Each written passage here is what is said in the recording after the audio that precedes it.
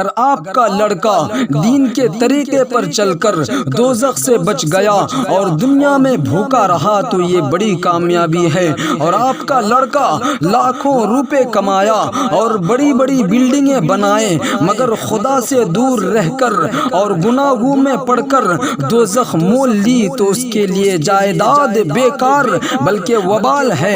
میرے بھائیوں، ماں باپ کی سب سے بڑی ذمہ داری یہ ہے کہ اپنی اولاد کو دیندار بنا دیں اور دوزخ سے بچاویں۔ ہر بچہ کم از کم 9-10 سال تو اپنی ماں کے پاس ہی رہتا ہے، مائیں اس پر خاص توجہ دیں، اس عمر میں اسے دین کی باتیں سکھا دیں اور دیندار بنا دیں۔ اگر اولاد دیندار ہوگی تو آپ کے لیے دعا کرے گی اور جو دینی تعلیم آپ نے سکھایا تھا اس پر عمل کرے گی تو آپ کو بھی اجر و ثواب ملے گا۔ لیکن جب کہا جاتا ہے کہ اولاد کو قرآن پڑھاؤ، دین سکھاؤ اور نماز روزہ پر ڈالو تو بعض ماں باپ کہہ دیتے ہیں کہ اپنے بچہ کو ملا تھوڑا ہی بنانا ہے، یہ تو افسر بنے گا۔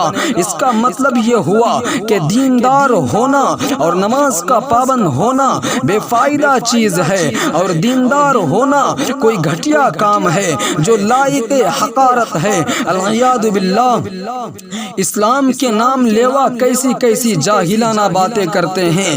کیا قبر میں انگریزی فیشن، انگریزی طور و طریق کام آئیں گے؟ اور کیا دنیا کی افسر اور کوٹھی بنگلے کی رہائش نجات دلا دے گی؟ ہرگز نہیں، ہرگز نہیں۔ میرے بھائیوں، وہاں تو ایمان اور نیک اعمال، نماز روزہ، ذکر و تلاوت سے کام چلے گا۔ اگر آخرت حق ہے جیسا کہ سب مسلمان مانتے ہیں تو اس کے لیے دوڑ دھوپ کیوں نہیں؟ وہاں کے لیے اولاد کو تیار کیوں نہیں کرتے اور اولاد کو وہاں کے لیے فکر مند کیوں نہیں بناتے اور اعمال صالحہ پر کیوں نہیں ڈالتے؟ میرے بھائیوں، حقیقت میں ہمارا ایمان کمزور ہو چکا ہے، یقین کمزور ہو چکا ہے۔ میرے بھائیوں، حقیقت میں ایمان و یقین کی کمی ایک بہت بڑا مرض ہے جس نے آخرت سے ہمیں غافل کر رکھا ہے۔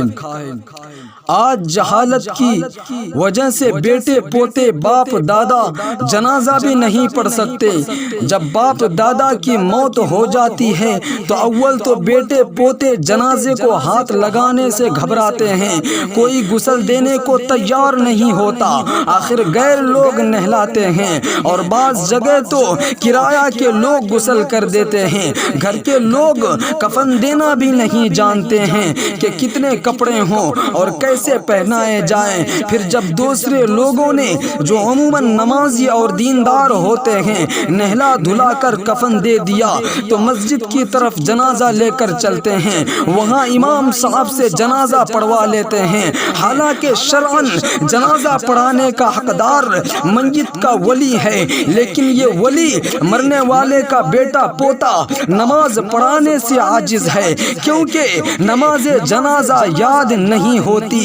بعض مرتبہ تو میت کے رشتہ دار جنازے کی صف میں کھڑے ہو جاتے ہیں مگر انہیں یہ معلوم نہیں ہوتا کہ پڑھنا کیا ہے، اور بعض ایسے ہوتے ہیں کہ نماز سے دور علیحدہ کھڑے رہتے ہیں۔ وجہ کیا ہے؟ اپنے خاص لوگ نماز جنازہ پڑھنے اور پڑھانے سے عاجز ہیں۔ کیا اس کی وجہ یہ نہیں ہے کہ مرنے والے نے ان لوگوں کو دینی تعلیم نہیں دی، ان کو دین پر نہیں ڈالا، نماز روزہ نہیں سکھایا، بڑی بڑی جائیدادیں خرید کر اولاد کے نام کر دیں گے مگر اولاد کو اس قابل بنا کے نہ چھوڑا کہ باپ کا جنازہ ہی صحیح طور پر پڑھ لیتے؟